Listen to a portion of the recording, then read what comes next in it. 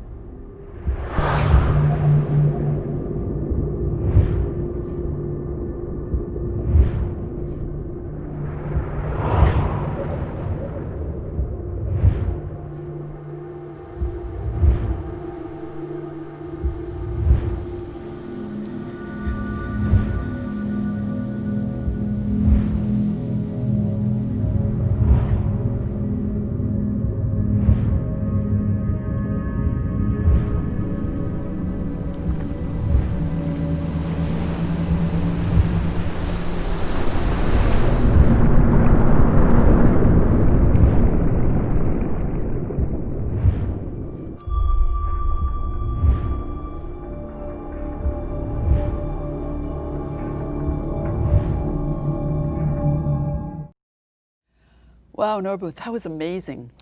Yeah, Erica, I'm a big fan of Renan, as you know, and he really captures the essence of that part of the world that we're all so fond of and care so deeply about. So I'm so happy that he was able to share that inspiring piece for us. Me too.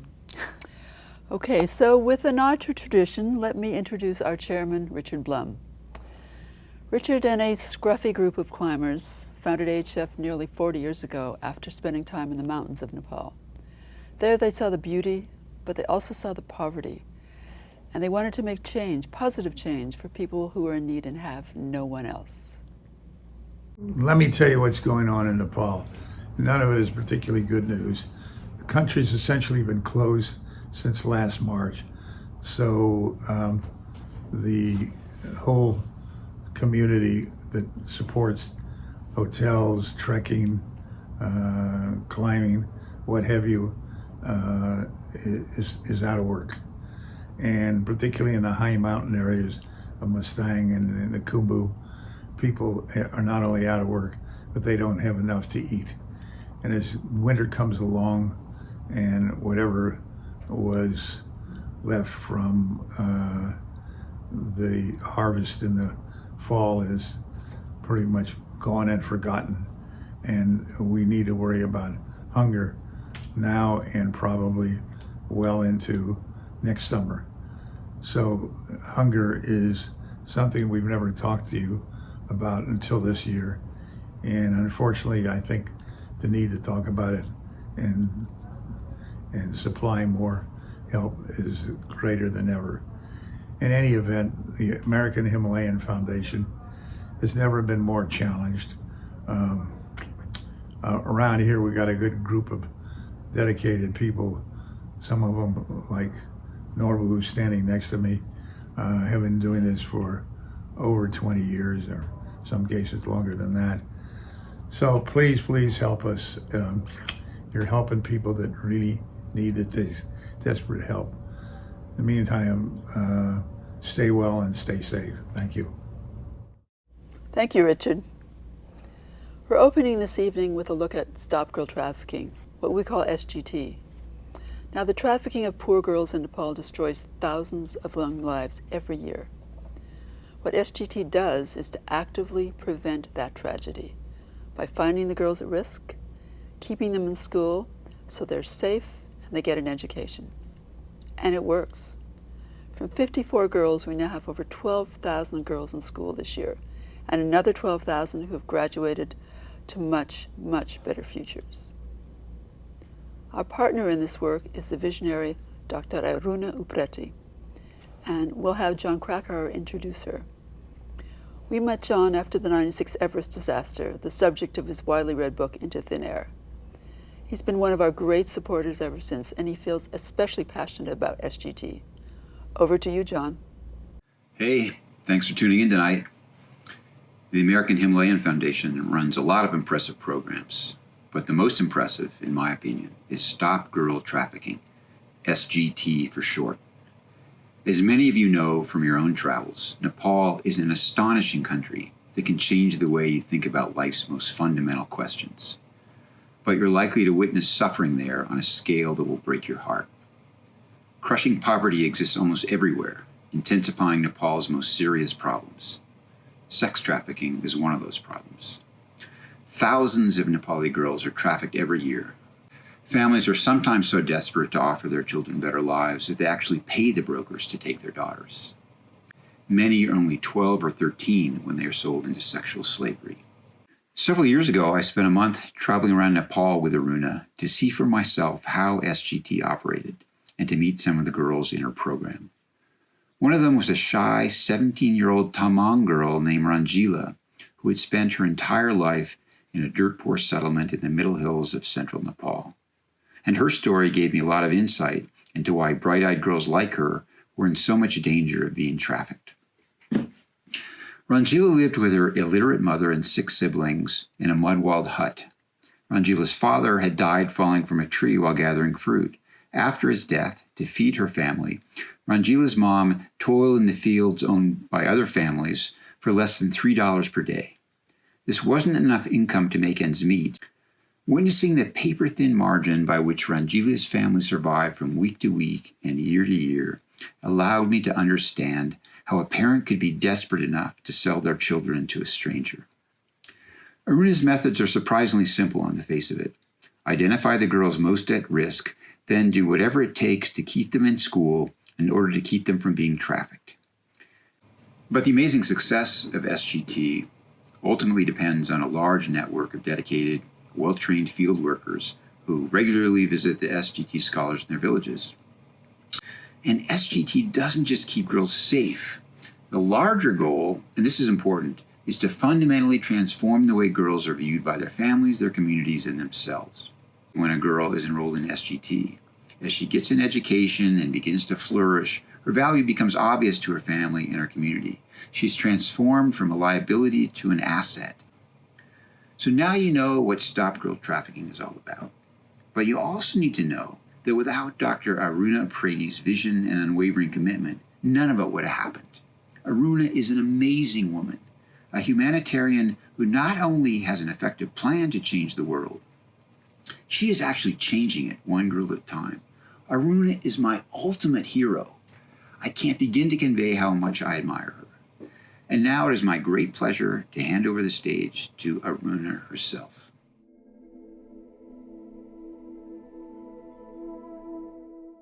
At the beginning, when we started our program, we went to various villages where girls were discriminated, they were not sent to schools, and the parents were also very innocent. They didn't know that the girls could be trafficked. And when we made them understand that if you send your girls to India, they will have to be sex workers.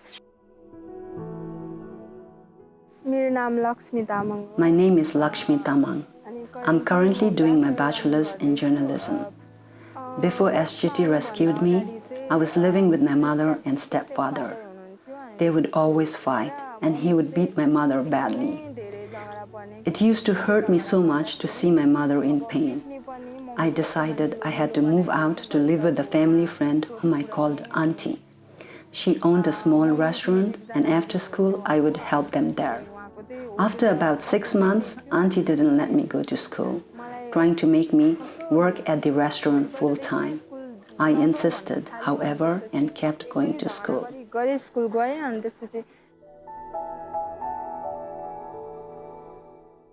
Namaste, my name is Sajana Shrestha. My mother became mentally unstable when I was young, and so my father brought a new wife home when I was about 5. Initially, my stepmother was good to me, but later she began to treat me cruelly, making me do all the household chores and always yelling at me.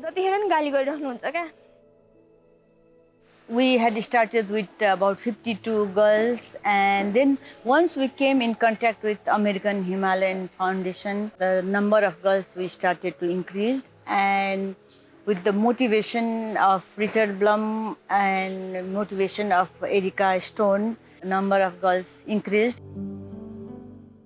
Then one day, as I returned from the school, Auntie put a pink scarf around me and sent me away with someone on a bike. What happened next was so scary. It still gives me goosebumps. I was kidnapped. He took me to his place south of Kathmandu, and I didn't know what was happening at all. Why was this man touching me? Why am I getting this bad feeling all over me? I understood nothing. I was 13 years old. He had a son and a daughter too, but I was locked alone in another room. He was talking on phone with some women about money and was planning to sell me. I was locked in that room for 17 days. It was horrible and terrifying. Then on the 18th day, I escaped by jumping from a second-floor window. Matthieu. My leg was hurt, but I managed to get to a police station where I was rescued.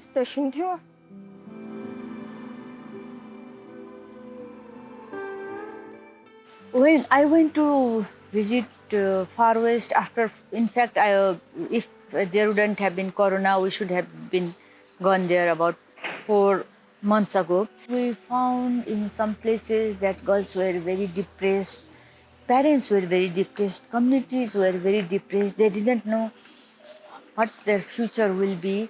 So, this has mixed feeling. I was sad from one side, I was depressed from one side, from another side, talking to many girls and seeing that they are still coping was happy moment.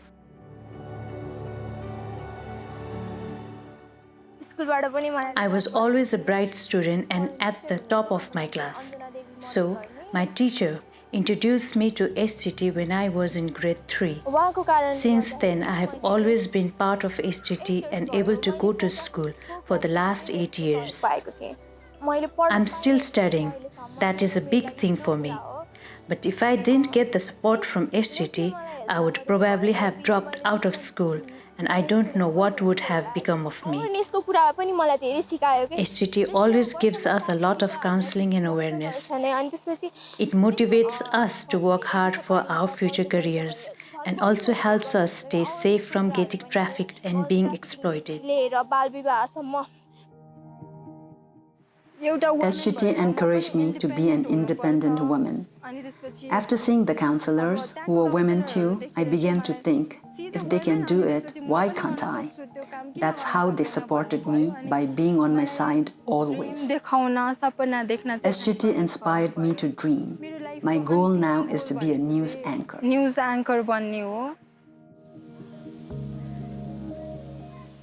I think still a lot of work has to be done. But looking back 25 years ago and how things are now, I feel that things have changed.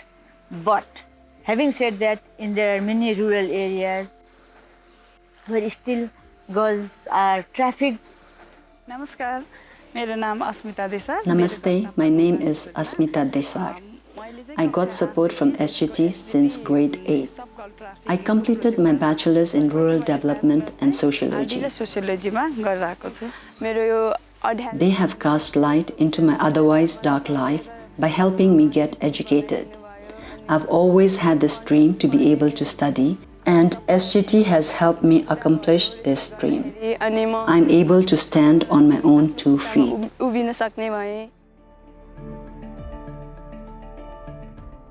My dream was that the girls, when we provide them support, after a few years, they would come and tell us, now you had helped me, now I am able to support girls in the communities. So that will be one of the best days of my life.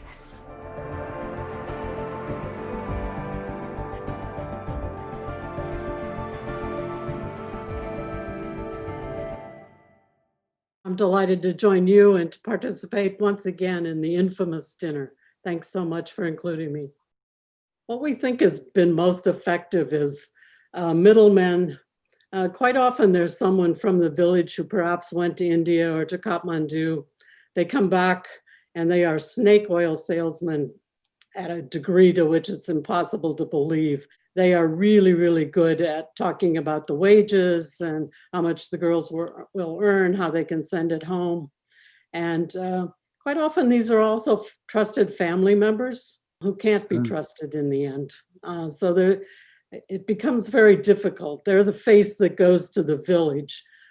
There's a whole network of people that are in Kathmandu or in the major cities of India or the final destinations in the Middle East. But this initial contact is usually someone that the villagers know, and they are very, very persuasive. When I went back to Nepal in 2007 as the ambassador, this was obviously one of the people that was on the embassy's list of people you have to meet. And then I had certainly been aware of the American Himalayan Foundation, but had not met Richard Blum and Erica Stone and Norbu Tenzing, but they came fairly frequently to Nepal during my 2 years and then again in India.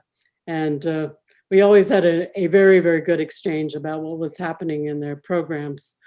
Aruna was very, very kind to host me, to show me what her facilities were, to talk about her challenges and how she was working. And obviously she's been recognized by the international community in a number of ways, but it's still very, very impressive what she does every single day for girls and women in Nepal.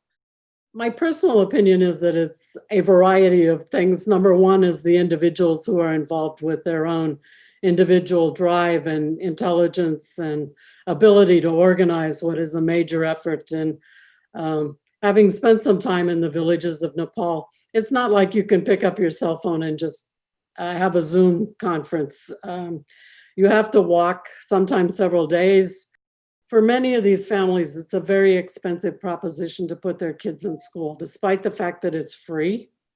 It's not free. There's usually a uniform requirement. There's usually a book rent or a book purchase requirement. I think the other thing that's perhaps in a very strange way helped is that as the men left the villages in big numbers, women took over a lot more responsibility.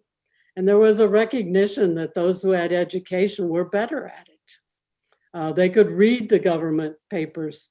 They could present their budget figures. They could do the math. And so women took over a bigger responsibility within their own family to start with, but also in the village communities. In a strange way, again, the earthquake in 2015, there are lots of stories of the alumni of the STOP program, educated girls who are now in some kind of position in their village, showing that they could do it. They could get the relief materials, they could get the construction materials, and maybe they couldn't build the houses, but they could go organize the people that could. But you have to have, and this is where STOP comes in, you have to have money that helps the families pay these expenses and makes it easier for them to put the girls in the schools. And that is a critical piece of this, to make sure that they can take advantage of what opportunities there are in their villages. Certainly as a board member, I will continue to urge them to support it and to ensure that this program, which has been shown to work, continues. I think it can be expanded into additional areas in Nepal, and to use the alumni to ensure that they're helping the girls who are coming behind them. I just want to add my thanks to AHF, to all of the people that are working with them, to Aruna and the other NGOs that are working on this issue in Nepal and around the world, but also to those that are part of the infamous dinner that are helping to make their efforts possible, and to say thank you to all of you, and namaste. Thank you, Ambassador Powell, for sharing that with us. Your wisdom and perspectives on such a crucial issue are always really helpful. Stop Girl Trafficking works. And over the past 3 decades, SGT's mission has expanded into something much bigger than simply preventing individual girls from being trafficked. Because to really solve the problem, you have to transform the communities where predators seek victims. To bring about such a transformation, SGT arranges for girls who graduate from the program to serve as mentors and role models for younger girls who look up to them. This has generated an army of young women who are determined to end trafficking. And all of this has been achieved at a cost of just $100 per girl per year. That is an incredible bargain for saving a human life. Thank you, John. In 2018, we invited Da Youngzum to speak at AHF's SGT event in San Francisco. She's the real deal. She has the equivalent of a PhD in mountaineering as the first South Asian woman member of the Mountain Guide Association, where women make up just 1.5% of the 6,000 members. She summited Everest, K2, Amadablam, just to name a few of the big ones. Dawa is leading a new generation of young Nepali climbers who climb mountains, not just for work, but for the love of adventure. She's an inspiration both to young Sherpanis and to Nepali girls, including some from SGT. Here's Dawa.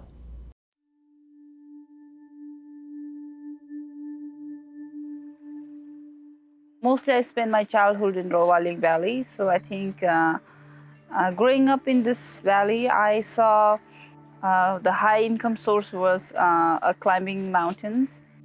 Like early spring, men leaves for their job to climb mountain, and early summer, like in the beginning of June, they usually come back with lots of stories and so that's how I grew up watching, and I inspired to do this same job. But as a female, and only a first female to do this job from my valley, wasn't very easy, since it's a male, even still it's a male dominating job. So so living in the village, I realized that I wouldn't be able to make my dream. So somehow I figured out to left my village and come to Kathmandu and start doing this. Start dreaming about this climbing mountains. But as a being girl, nobody take us, or nobody wants to take a risk by taking a girl. So that was also very difficult. Physically, I didn't have that much problem but it was mostly like financially, and also the starting point was hard.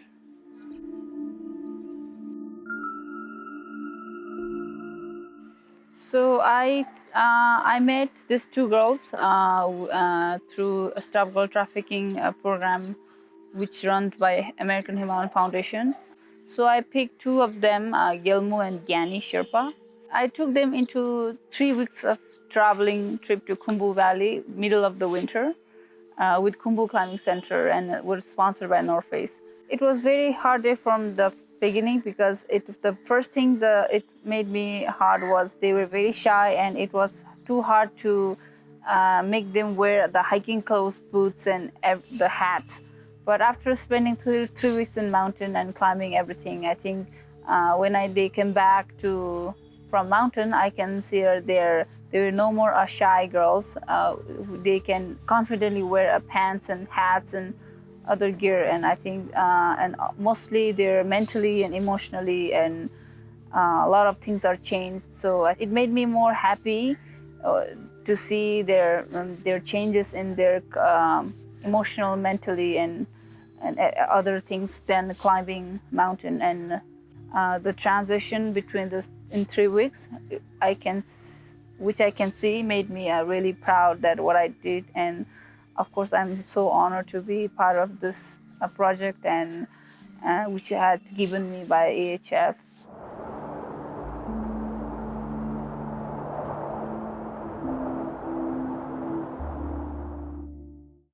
I love Dawa. She's such a rock star. No, I can't agree with you more, Erica. Having seen her in Nepal, and having seen her grow so much over the years, she's become such an inspiration to so many young women in Nepal and around the world. So great. Anyway, next joining us from New Zealand is AHF Director Peter Hillary. Peter tells us what life is like in New Zealand, and he can't wait to get back to Nepal and into the mountains. Greetings to the American Himalayan Foundation and all of you who support the work the foundation does up there in the Himalayas. My name is Peter Hillary, and I'm speaking to you from New Zealand, where, like everyone else in the world, we're locked down with the COVID-19 pandemic and doing our best to get through this.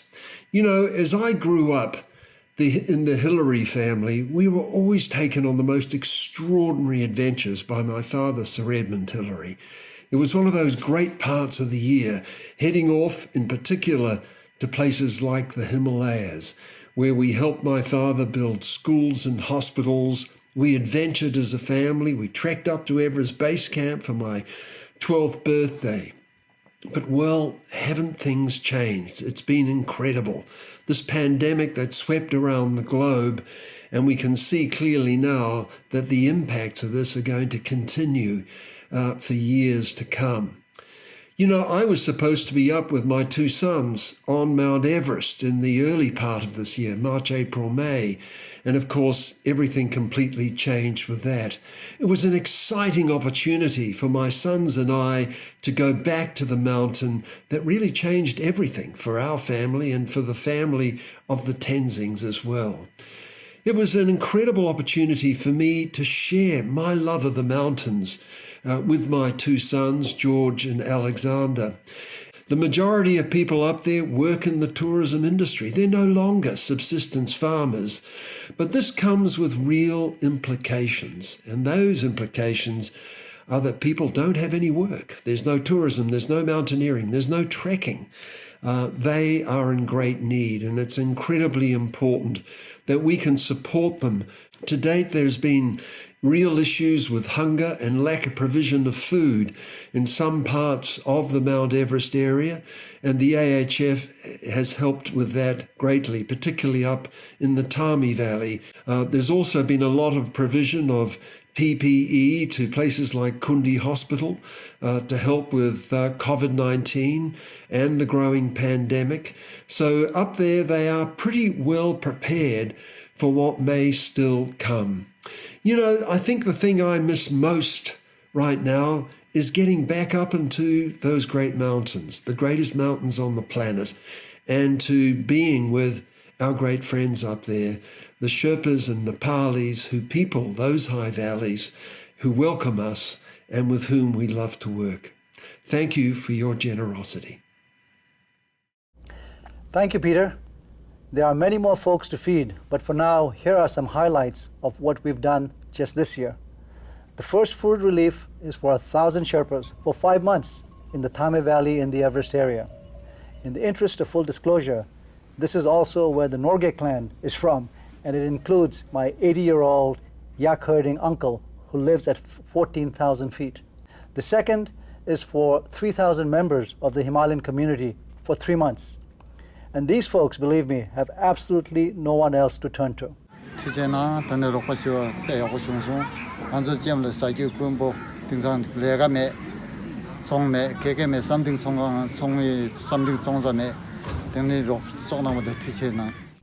We also sent food to 2,400 families in hard-hit SGT communities. As winter is coming and it gets pretty harsh in Nepal, things are not getting much better. We'll be doing more, including relief for 4,500 people who live in Upper Mustang. We're so lucky, Erica, to have such great partners to work with who actually get the work done. You are absolutely right, Mr. Tenzing. And now, let's go to Mustang. 25 years ago, our chairman, Richard, visited Mustang, which was back then a forbidden kingdom. He found that people there were struggling. There was no schools or clinics. And in the once magnificent 15th century monasteries, the wall paintings were black and the gods were broken. We brought much needed healthcare and education to people. But what wasn't clear at first was that repairing their sacred temples also produced a profound cultural renaissance. And that has made the people of Mustang once again proud of their traditions and their heritage, and now you can see it everywhere you go. Yongchen Dokar will now introduce a visual love story made by our head restoration artist, Luigi Fieni. Luigi has spent 20 years photographing in Mustang and in bringing the gods and the temples back to life again. Meet Yongchen. Namaste, Tashtile. My name is Yongchen Dolkar and I'm from Lumantang, Mustang. I'm the project manager for Lo Gyalpo Jigme Foundation, a long-standing partner for AHF in Upper Mustang. With the help of AHF, we are able to run various projects in Mustang, including 15 daycare centers, 5 health posts, local language program at the public schools, art restoration work at centuries-old monasteries, supporting the Ani school and monastic school, supporting a hostel for Loba students, and numerous other village infrastructure projects. This year, due to the global pandemic and the subsequent government-imposed restrictions, much to the disappointment of the locals, we were not able to open our daycare centers, local language program, and the restoration work. However, our health workers were able to serve the communities in full swing, and the Ani school and monastic schools were also able to operate within the monastic compounds. With the emergency COVID response funding from AHF, we were able to provide much needed PPE sets to the frontline health workers in Mustang and also distribute hand sanitizers and masks to the locals. AHF is one of the oldest and largest donor friend of Mustang. AHF came to Mustang about 25 years ago when there were no roads, no functioning schools or health facilities, and when most people didn't even know what a daycare center was. AHF helped restore centuries-old art monuments, which are also a place of refuge and dharma for the locals. As a result, people were able to revive their culture, religion, and tradition, along with the art restoration.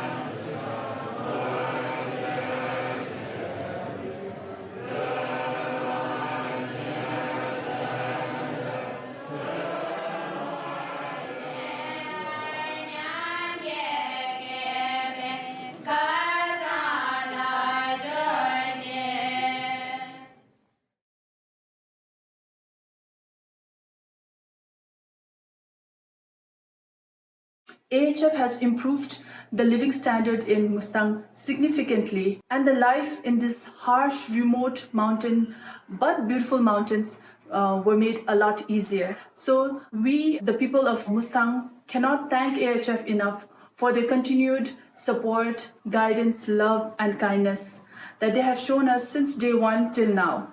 So on behalf of the Lo Gyalpo Jigme Foundation members and the people of Lo, I would like to thank AHF from the bottom of our hearts and wish them all the best. Tujiche, thank you. So Erica, I'm so glad that Yangchen is part of our team now, and that she's going to be a terrific addition, and also that she was able to sneak a trip up to Mustang in August. That was very useful, and she is terrific. I now have the real pleasure to bring you to two of our heart projects. We take care of people who have no one else, and the Himalayan elders who've spent their lives destitute and alone surely qualify. This elders' home we support, that you will see, is one of my favorite places. I never miss going there on a field trip. The elders are so lovely and so glad to see us and so grateful for your kindness. Another uplifting stop we always make is to a nunnery near Kathmandu. We take care of the nuns there, and they take care of all sentient beings. It's a good trade. We'll also hear from Matthieu Ricard, monk, author, and photographer, who came out of retreat for a few minutes to bring you a short but very inspirational message.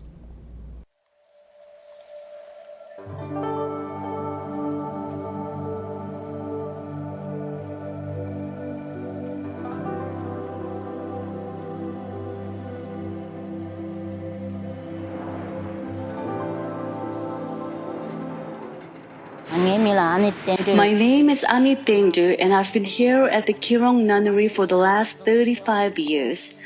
During the pandemic, our nuns continue their studies and perform prayers as usual by wearing masks and taking all safety precautions. But our patrons and friends are not able to come to our nunnery, so it has been a challenge. During this difficult time, the food relief that came from the American Himalayan Foundation has been very helpful for us all. I thank AHF on behalf of everyone here.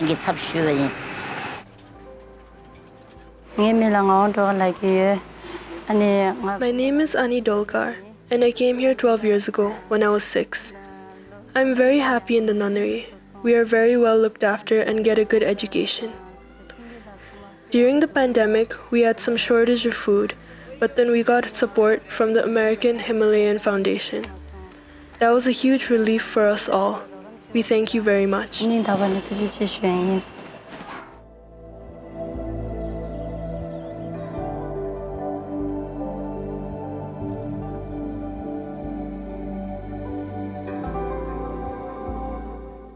I am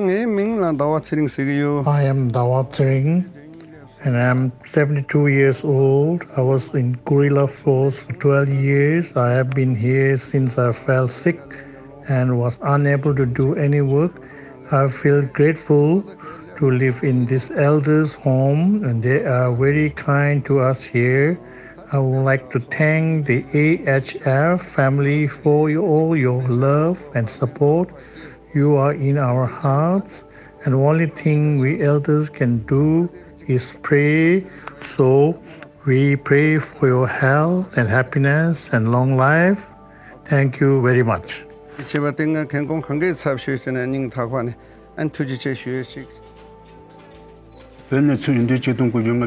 India in 1959 and was in the Indian Army for 19 years. I was admitted here when I turned 60. We are being looked after very well, and during the pandemic, the staff help us remain safe. That's why none of us are infected. With the support from the American Himalayan Foundation and TWA, we elders are happy here. So we thank you all.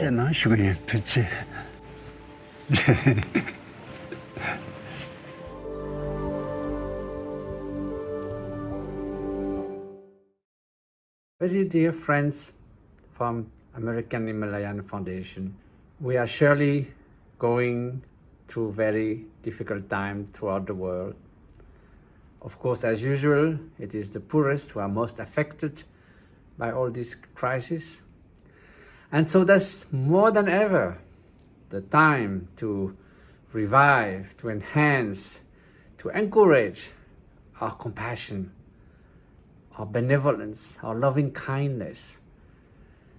It is the time to have the acute sense of our common humanity facing uncertainty. So more than ever, the work of the Foundation is necessary, is welcome, is worth it, is admirable.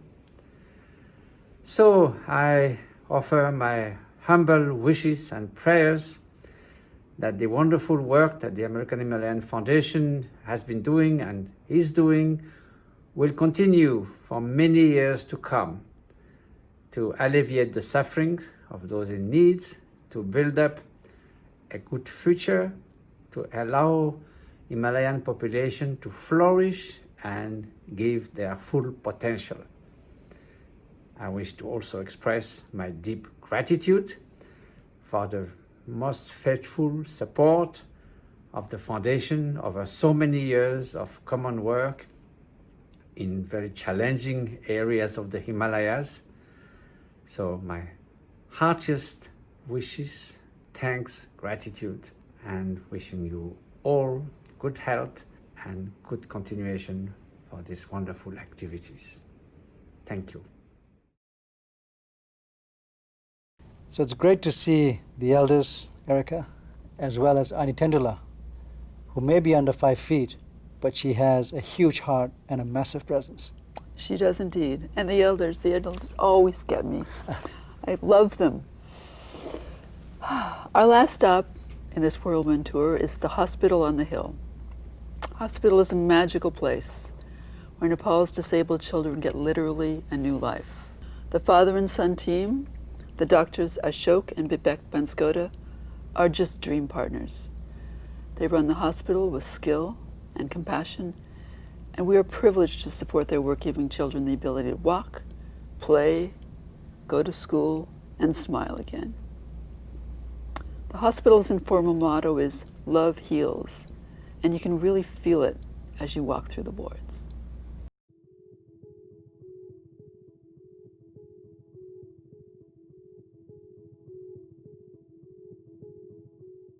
How it all started was in 1987, I believe. Late Dr. Gil Roberts, who is Erica's husband, visited our hospital in Jorpati.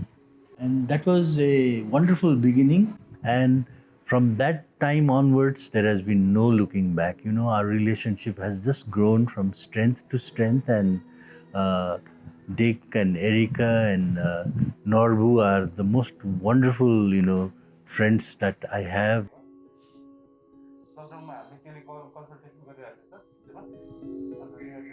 So, if we look at why a disabled child does not have access to care, there are three main barriers that we see. One is a spatial barrier. They live in remote places, so they don't have a hospital nearby. The other is a financial barrier. They don't, even if there's a hospital, they don't have the money to have their children treated.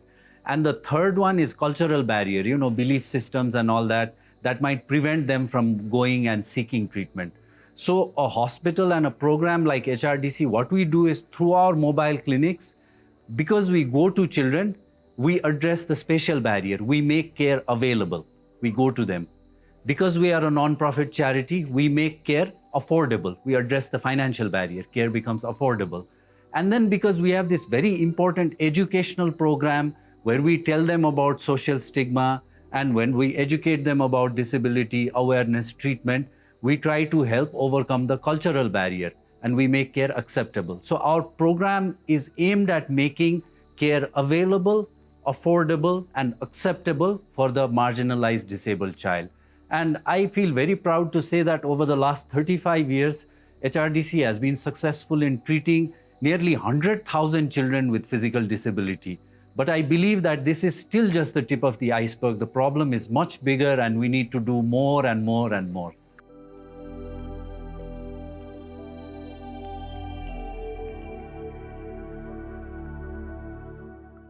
Also utilizing those resources properly. So wherever we can be self-sustainable, we should try and look at that also. So every rupee that we bring inside this organization, it is our responsibility that we spend it in a very transparent and accountable way. The vegetable garden was just a light bulb that went on because I was strolling around these grounds one day and I saw all these stray patches of land that were not utilized, and I went and YouTubed farming and we just gave it a try. You can see this is our organic vegetable garden at HRDC. We have utilized all these spaces. This is just one of them. We have several more spaces like this where we are planting vegetables, and the vegetables grown here are used for our kitchen. And over the last 6 months since we started these gardens, all the vegetables consumed in our kitchen has been homegrown. Since the COVID pandemic started, and this has been a global pandemic and it has affected everyone at every level, economically, health-wise and so forth.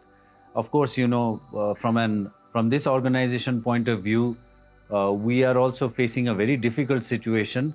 So at some point we were thinking of whether we should lay off certain staff because the work volume has reduced significantly because of the pandemic and because of the restrictions in movement imposed by the government. And it was very difficult to continue to salary everyone. So what we decided was we probably, let go of some outsourced staff. And 2 of these were our guards, and, we had decided to let go of them. But the next day they came and then they told us their story. So these guys walk 14 kilometers every other day when they have duty here to save 20 rupees. So he was the guard that I was talking about. He walks 14 to 15 kilometers every day just to get to work.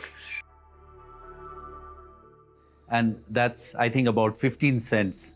And, they walk all that distance because those 15 cents so important to them to take home to their families. And, after hearing this story, we just could not lay them off, and they still work for us, and we are happy because, like we keep repeating, HRDC is built on the foundation of compassion, and I think that extends not only to our patients but to, our staff as well.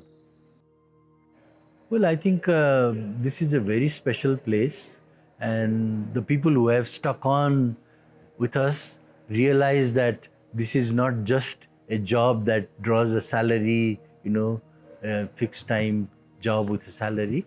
So the joy of bringing happiness to others, many researches have been done to find out what brings happiness in people. And one of the most important findings is that when you give, when you give to others, when you share, that is what actually gives the most satisfaction to people. So I think the staff realize that working in a place like this is actually giving them happiness which cannot be equated with financial return. So it is a very, very special place.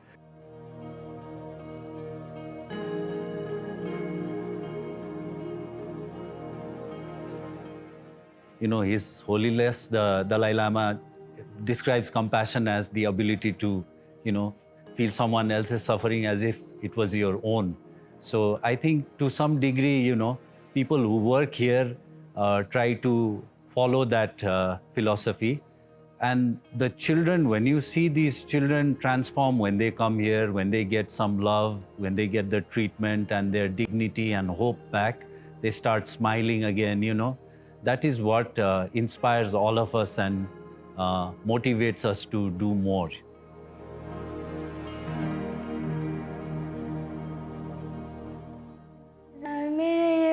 जन्मिँदै भएको होइन पछि गाडी एक्सिडेन्टले भएको हो अनि मेरो खुट्टा छोटो थियो अनि अहिले यो रिङ राखेर लम्बाइरहेको छ अनि म यहाँ खुसी छु र यहाँ सबैजना पनि खुसी हुनुहुन्छ यहाँको डाक्टरहरू अनि सिस्टरहरू स्टाफहरू धेरै राम्रो हुनुहुन्छ उहाँले एकदमै माया गरेर सम्झाएर ड्रेसिङ गरिदिनुहुन्छ उपचार गरिदिनुहुन्छ तर तल ओपिडीमा आउने पनि मान्छेहरूलाई राम्ररी बुझाइदिनुहुन्छ Well, it has been a very long and challenging journey for me to bring this center to this level of competence and service delivery.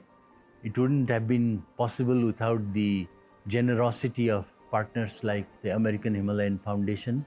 My wish is that this service continue.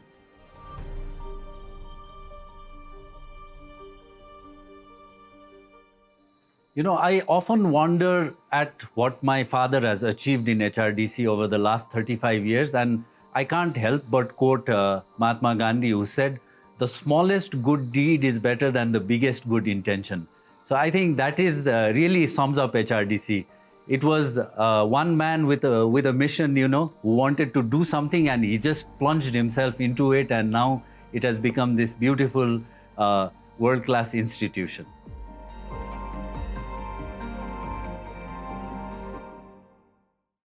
So each year, when I visit the hospital, meet the staff, and see the patients, this place feels so pure to me. Every ounce of the hospital is run and motivated by compassion and empathy, and that is rare in this world. And it's always been that way ever since I first met Dr. Banskota some 27 years ago. These doctors are truly, truly amazing humans. I can't agree with you more, Erica. And thank you again, everyone, for joining us.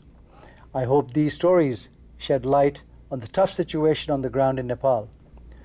We realized that feeding people has to be our priority, even as we continue our ongoing projects. We've continued to pay our healthcare workers, the teachers, the caretakers through the pandemic because it's the right thing to do. So as I speak, preparations are underway to provide rice, lentils, oil, sugar, and tea for 4,500 people in Upper Mustang for 3 months. This year, with the borders closed, they have no choice but to spend the harsh winter there. We hope you will join in our appeal for them and other communities going through hard times. So please click the donate button on the bottom of your screen. Cheers from all of us at AHF. Please be safe, stay healthy, and hope we see you soon. Sangmala tashi dale.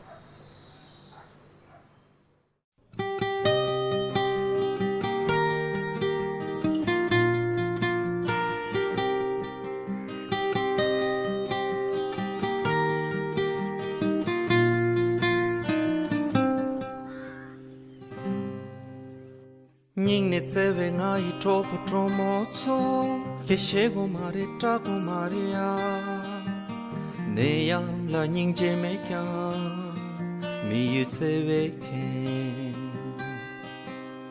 케당아당 아주 참에 대탕체 대라 통중마체 낭매 만나로 내얌 디잡체웨 부그제 몸에 셈바 요크메 로팜체 크메 다 쪼고초